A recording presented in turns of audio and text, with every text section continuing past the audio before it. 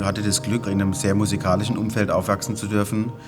Bei uns war Musik immer ein Thema in der Familie.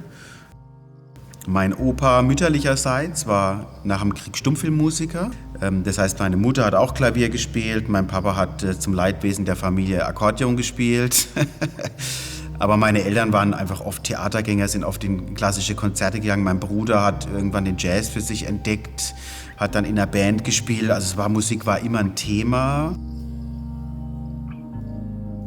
Durch Zufall hat mein Vater mal ein Posthorn mitgebracht von einer Geschäftsreise und hat die ganze Familie reingeblasen und keiner hat einen Ton rausgekriegt, außer dem kleinen Thomas. Und der hat dann gesagt, ach, ich will Trompete lernen. Und so hat der Weg begonnen.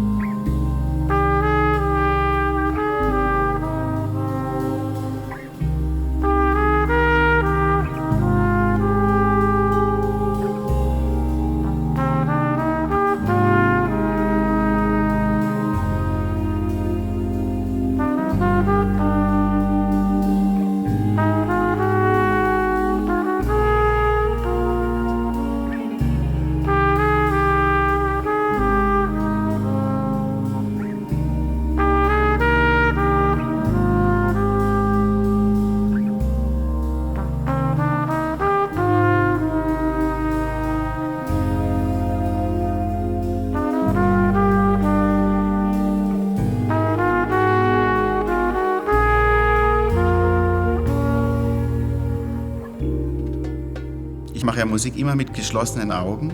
Das ist für mich so eine Art, ich will nicht sagen Therapie, aber es ist für mich so ich tauche in so eine ganz andere Welt ein.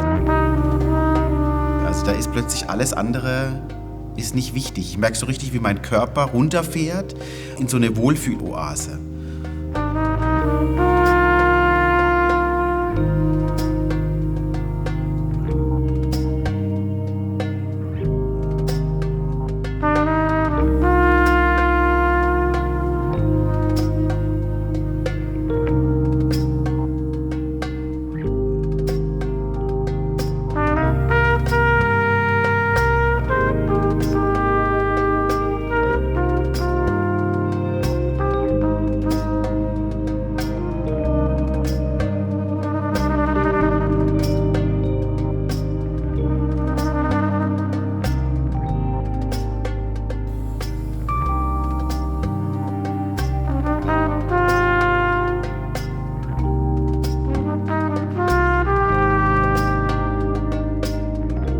Inspiration ist, finde ich, überall.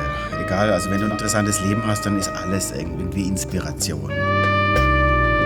Ich habe das Glück, dass ich ein tolles Leben haben darf, tolle Familie, bin gesund, darf viel erleben.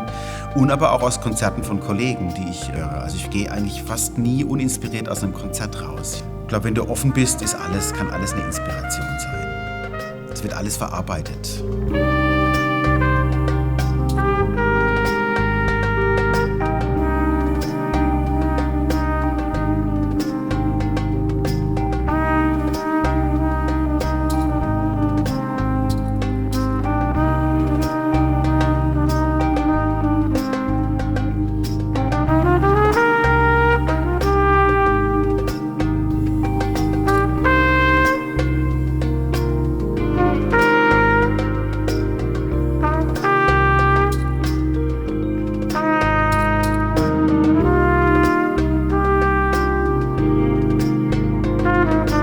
Also Mannheim ist natürlich unglaublich wichtig für mich. Ich habe Mannheim eigentlich fast alles zu verdanken.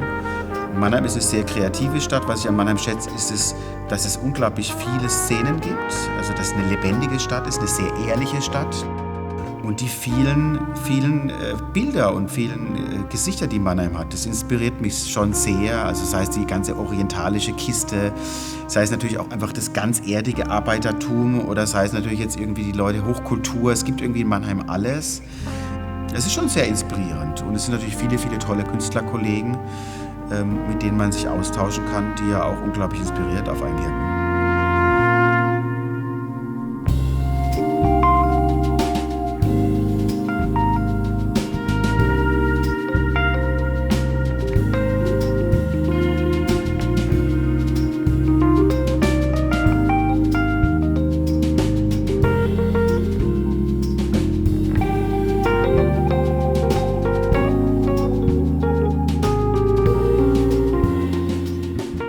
immer schon so, dass ich nicht gesagt habe zum Bassisten, schau mal, hier ist eine Bassline, die habe ich mir jetzt ausgedacht, sondern ich sage immer, das ist eine Idee. Du bist der Bassist, du wirst bestimmt viel bessere Basslines erfinden können, als ich das kann. Also ich mache mir die Kreativität meiner Musiker zu nutzen. Und so war es auch jetzt beim aktuellen Album. Man hat dann irgendwann, klar kam ich an mit Lead-Sheets, mit Ideen, mit Songstrukturen. Aber man hat doch vieles zusammen entwickelt und überlegt, passt es jetzt? Muss man vielleicht auch ein bisschen anders denken? Ist es zu kurz? Ist es zu lang? Kommt ein A-Teil mehr dazu? So entwickelt man das zusammen. Es muss auch menschlich natürlich funktionieren. Man muss Bock haben, miteinander Musik zu machen, was gemeinsam zu entwickeln.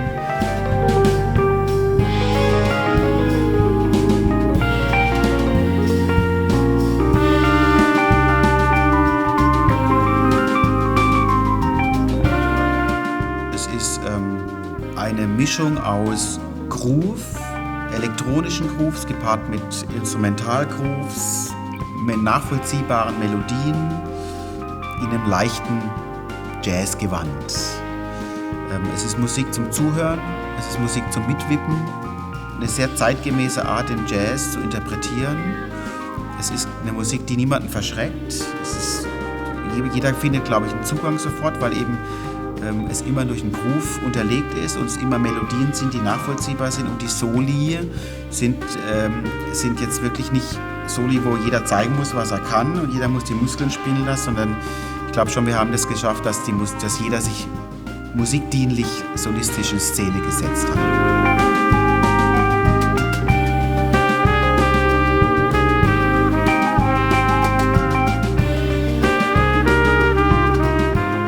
Kann jung sein, muss jung klingen, muss zeitgemäß klingen, ohne die Wurzeln zu verleugnen.